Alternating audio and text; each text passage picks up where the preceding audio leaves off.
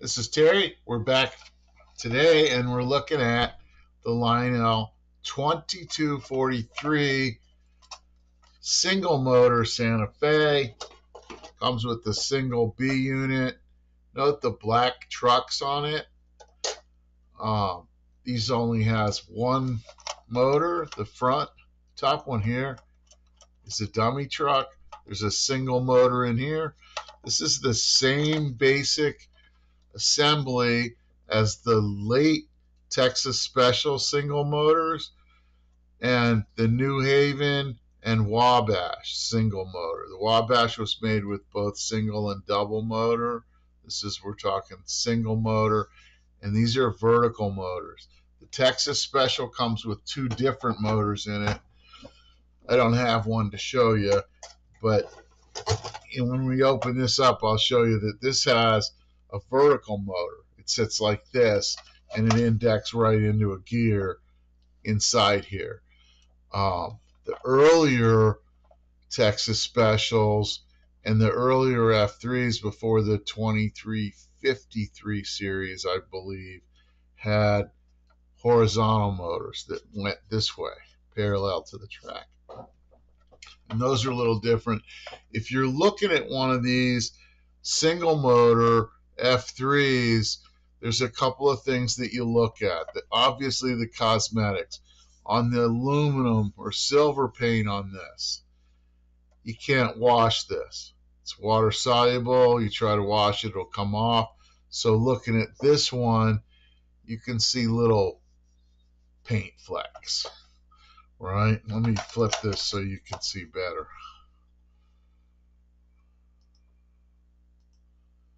Right? So you can see like a spot right here. That might come out if you just rub it with a little spit, but you do much more than that, you're going to ruin it.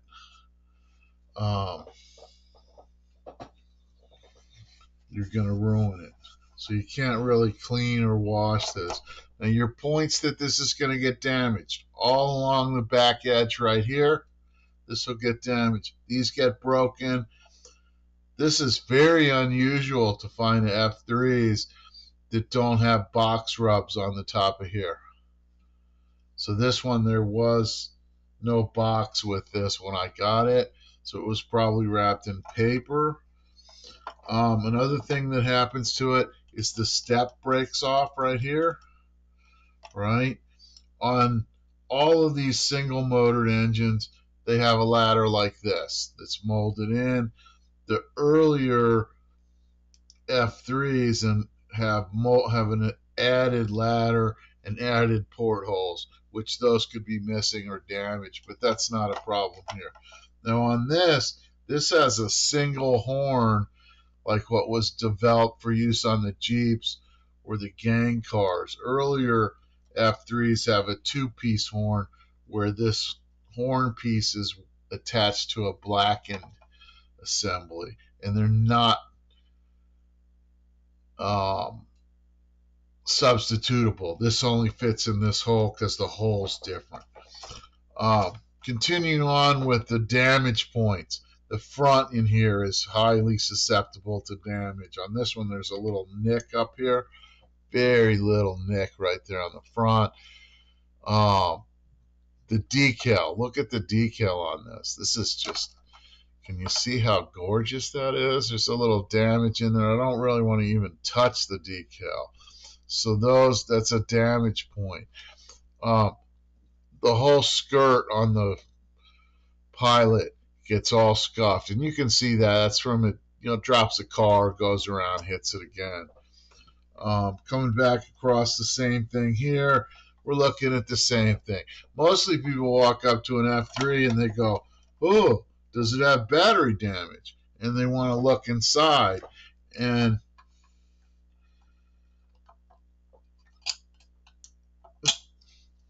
so then they look down. This one has no battery damage at all in there, right? So there's a little paint damage right here. That's probably the result of like a paint drip, and then the drip got hit by something. Yeah. This is actually gorgeous. It's heat stamped, which means that you can run your fingers along here. You hear that? Whereas if I just run my fingers here, it sounds differently because you're hearing that. And then one other thing to look at, these don't have it, but if you're looking at AAs, the GM, it changes. The earlier ones, the GM decals, different sizes, different colors. And you want to make sure you get two that match, but that's not an issue on here. The F3 comes with a B unit. Right, all the 027 single motors have B units. You can see this has some scratching right in here. Again, you're looking at the steps. You're looking at this overhang on the roof right here to make sure it's not damaged. Same thing here. Around the doors. This is just a gorgeous F3 right here. And this came from the original owner. I'll put the B unit aside because we don't need to do anything with it. If I was going to do this for my layout, I'd put just a drop of oil right here on each of these. And that's all it takes. Let it sit for a while and then roll it on here to get any excess off. Now, I bought this, it was a set. Came from the original owner, and I got these 3 cars with it. The Pullman, this has been touched up right here. I didn't notice that. But I bought this set from the original owner. It's actually very nice. With these boxes, a lot of times these boxes are torn because when you stick the car in, the truck tweaks and then it rips the side of the box. But we'll mess with the cars later. Alright. Did I say when I was showing you the car that this engine was never sold in a passenger train? So basically somebody that had a Texas Special set decided they'd rather have this set, or they put the set together themselves or the store or something. But it came from a guy who this was his only passenger train. So I don't know whether he bought it as a set or whether he got it individually. But anyway, I'm going to open this up and we're going to see what needs to be done to get it to work. So the first thing that we do is we check to see if it works.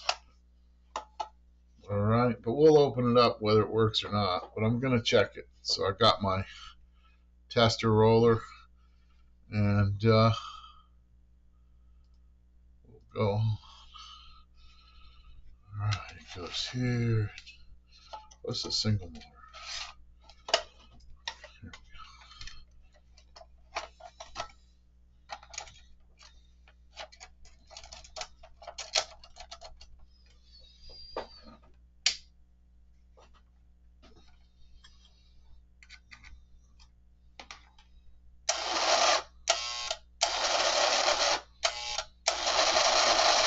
So it's running, but it's very dry. So we'll open it all up and oil it, clean the brushes, and all that. So now on these, I have seen repeatedly on the Texas Special, and I don't remember whether it was the vertical motor one or the horizontal motor one, the one with the cheap B unit. That one of the wheels or one of the axles would strip.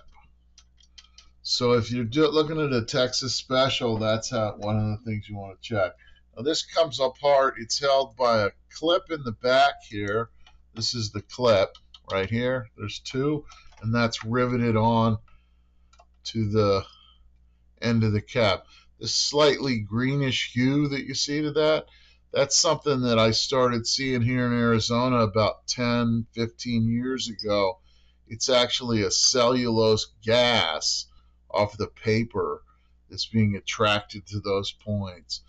But this isn't that bad, and the green will come off with just a bit of oil on a toothbrush. Now I want to take this screw out of here.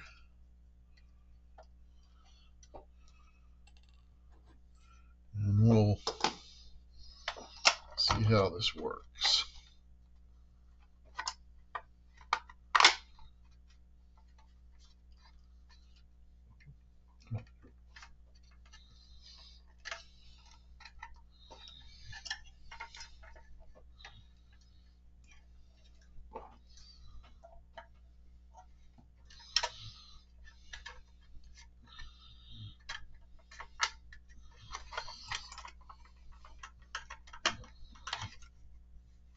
Is it sticking?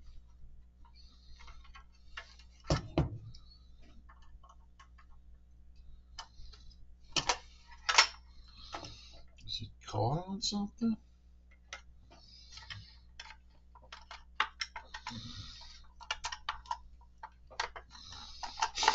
It's always something, ain't it? It's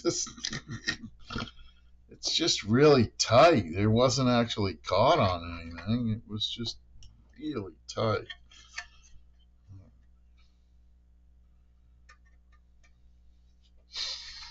All right, see this hole right here? This is where that screw I took out right here goes into. So when I put this back in, I don't want to over torque that. It'll break. But if you end up with one of these that's stripped, the way that you fix it, assuming that this whole piece isn't broken off right here, is you squirt a little bit of super glue in there and then put some salt in it. Then take your screw, dip it in oil, and put it in the screw hole. Not while it's on the car, because you don't want to get glue on the frame or anywhere else. And that'll hold that together. And you could use other items to fill it in, but basically what you're doing with the glue and the salt is making a good bonding surface. I'm going to put that aside. This is my little holds the train when I'm working on it. It's actually made for HO, but works good. So with the oiling surfaces on here are, I want to open this, and I always want to do this when I'm working on these, because this is where the dried grease is going to be, is in here. And you just take this single screw right here out. This piece sits in here like this and moves back and forth, and it provides good ground. And see how the motor just fell out there? I'll poke the screw out so we don't lose it. See right in here, this is where all the dried grease is. It's up inside here.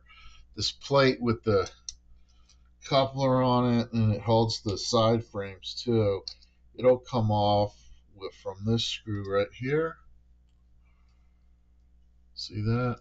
And then you can get in and clean out all of this cake dried glue that's in here. See this? Or it's not glue, it's grease. This isn't that bad. I've seen this piece in here, and it's similar on the Jeeps, and the EP5s have a similar mechanism to this. I've seen this so badly crudted up with this dried grease that you can't get it out, and you have to take it all apart.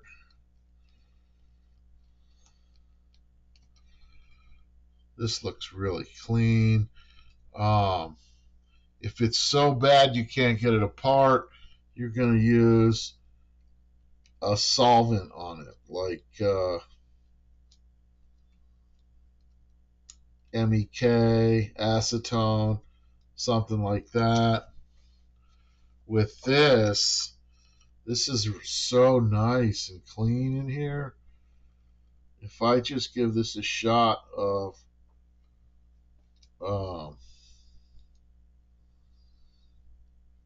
WD-40, it's going to loosen up most of that. This goes back on here. Fits in good. I buy these WD-40s because the newfangled ones have a hose that bends up, and if you don't bend it all the way up, it squirts all over, and I have white carpets in here. So see, that works really well to kind of liquefy a lot of what's left in there grease-wise. And then I have this. This is Jerry Butler.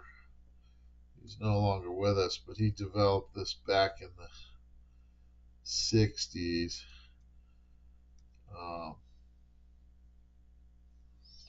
So it's Jerry's special formula, which basically all it is oil with some grease melted into it.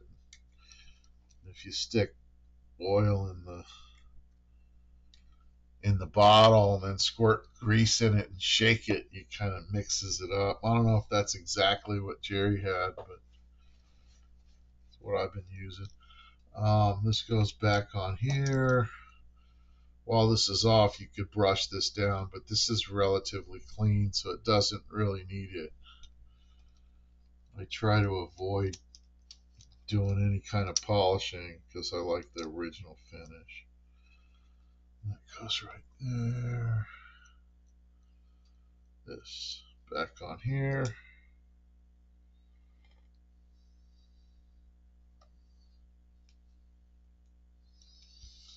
And then it's running. I want to take this motor real quick. And I want to put grease here. Oh, that's alcohol.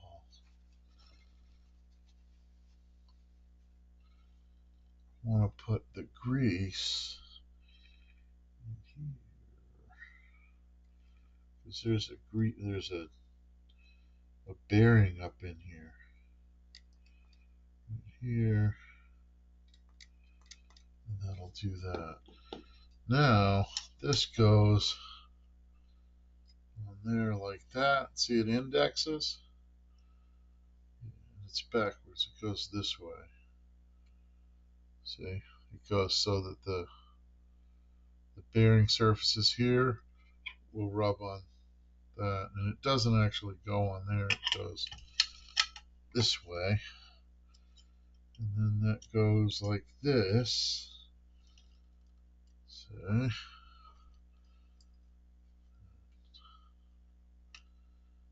that on there, drop right down.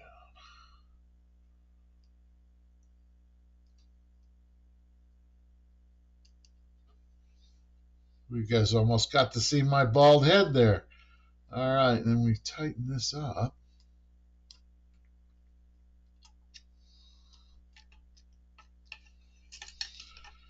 And now, that's right. Now we're going to check the brushes right here. There's another oil point right here, and this has got an oil wick to this. So there's a cloth piece here that keeps this bushing and the top of the armature shaft wet with oil. But I'm going to pop this off real quick and look at the armature. So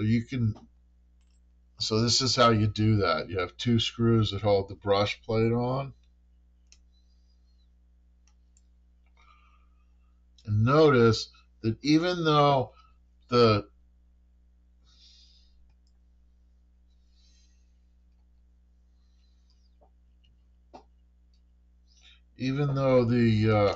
these wheels were tight before, now that I've opened that, I can turn this and make sure that this is seated well, which is why I put the bottom back together first, because the gear on the other side of this, if it wasn't interacting properly, then I'd be able to change it.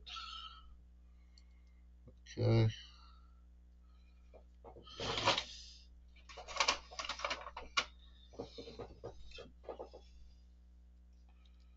This is alcohol right here. And I do the commutator real quick. just to get any oil or dried grease off. I have a polisher that I'll use in a second. And then I take the commutator or the brush plate. This there's a wire from this field right here to this tab. I want to not twist it around too much to break it off, but I want to get up into here, clean these up, clean that a little bit, and now I got to do just the top of this. And this will clean the commutator up well.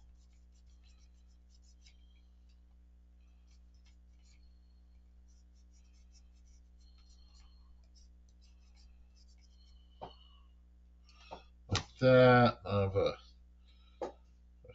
toothpick here from the E-unit video I did, just to clean out between these segments.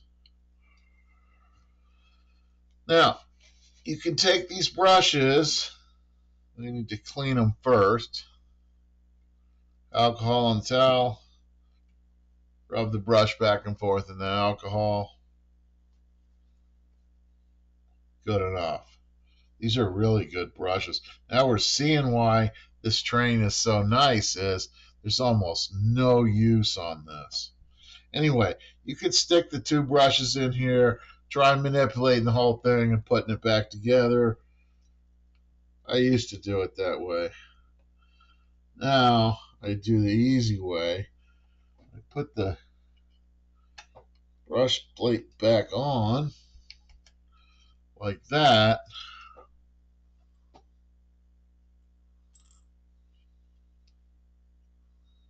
Screw it on. See, and I haven't got the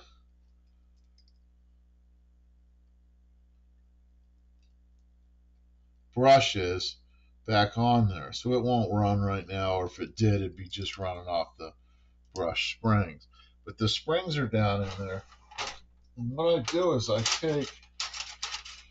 you can take your little hook that you got here and hook that out. See how I did that? I'll show you again with it up here.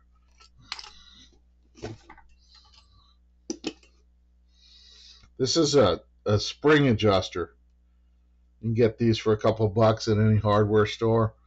I'm going to stick this in here, and I'm going to turn it, and I'm catching the brush spring, holding it aside, and then I drop the brush spring, or drop the brush in. Let it go back. Right? These are folded over from the center, so you go to the center. That means on this one I want to go to the center, not to the outside with the spring, because sometimes if you go to the outside, the spring will come out under that. This just makes it easier. You go like this, grab that spring, hold it out of the way, and there we go. And later I'll show you these. This is a Lionel 2020 turbine. Anyway, so now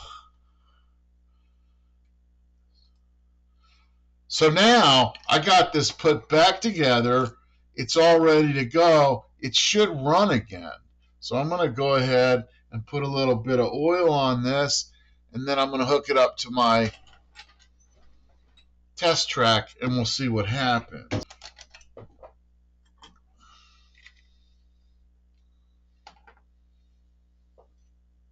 This is where the oil goes. It says oil right there.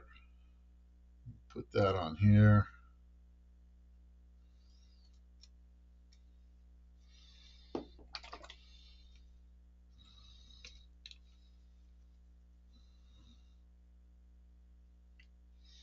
We use some of the straight 3-in-1 oil. See how that all soaked into that oil wick? And I don't want it running down into the brushes, so I'll dab it out. Now, this should run and not squeak.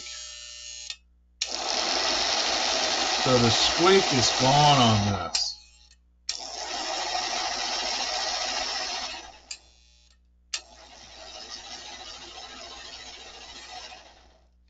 Now this engine has an E unit right here. I got a video on how to do E units.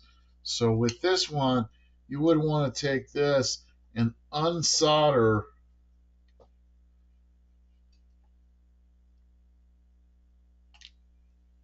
these two wires right here and take the E unit out and then fix it right here.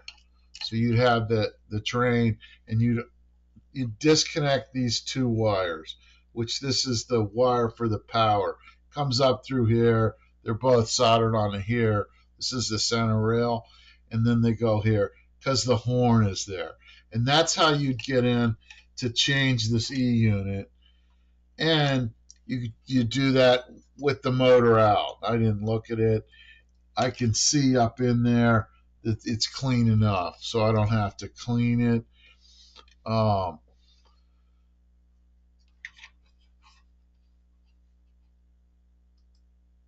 With the E unit, when you're cleaning an E unit, you clean the drums and the fingers, and I have a video that'll show you how to do that. I found that when you clean the stuff, what you're doing is causing micro scratches, very little scratches. So in a lot of cases, if you run your trains infrequently and you take the E unit and clean it, and I mean by scouring it, if you just give it a shot of tuner cleaner and then work it a little bit, that's a little different. But if you actually disassemble it and clean it and then put it all back together again, it actually makes it worse unless you're constantly running the train. If you put the train on the shelf, take it down in 4 or 5 years, go to run it, it's going to be worse than if you just left it alone, because cleaning it gives places for more arcing, more dirt to hang out. So I always try to avoid doing that. Plus I'm lazy, because if it works, don't fix it, you know. So on this, all that's left on this is the horn and then lubing this front truck. So I'll do both of those and we'll put it back together.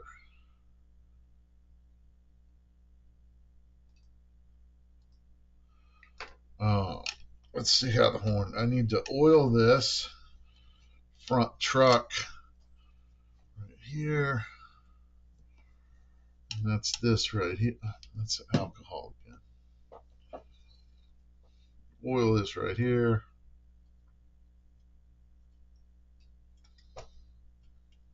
You look at these rollers, there's almost no wear on these rollers. You know, some of you Eastern collectors would call this like new. I wouldn't. This wheel isn't, this axle's bent. And that's it. So, I'm going to take this, put this on here.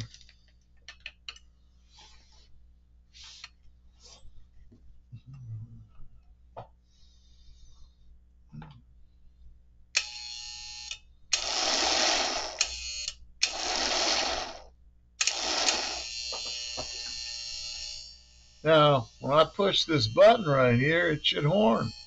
This should click. Yeah, if there was a battery in here, it would be working. So this horn works. All right. And since it's working, I'm not messing with it. So there you go. This is, I got to put this back together. I'll show you how to do that because it'll be a mess.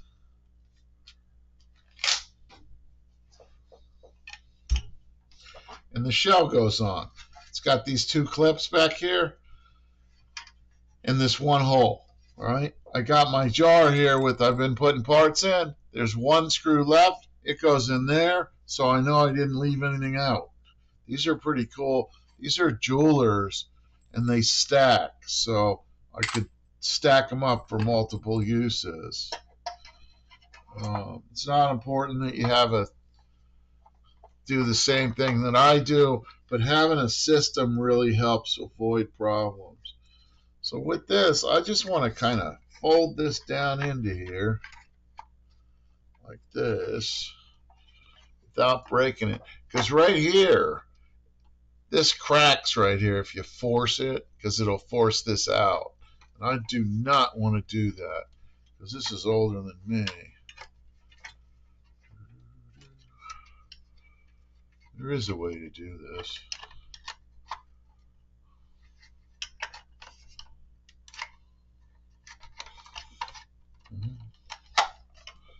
There it is. I'm going to put this on.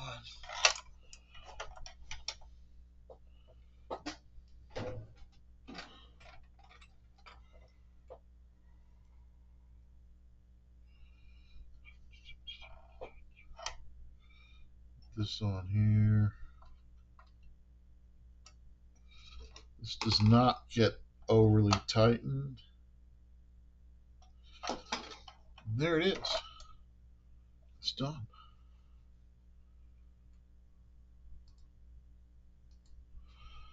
And there it is. It's done. I'll take this down, run on the layout. That way I get 2 videos for you. And I'll run with the set, even though it's not a set with those cars. But so if you have a single motored F3, other than the first Texas Special one, that shows you how to fix it. And I believe that it's the same basic assembly for the early F3s made by MPC, because they changed this. They didn't make many changes. If you got a double motor, it's the same as this, except you got 2 motors to work with. So there you go. Thanks for watching.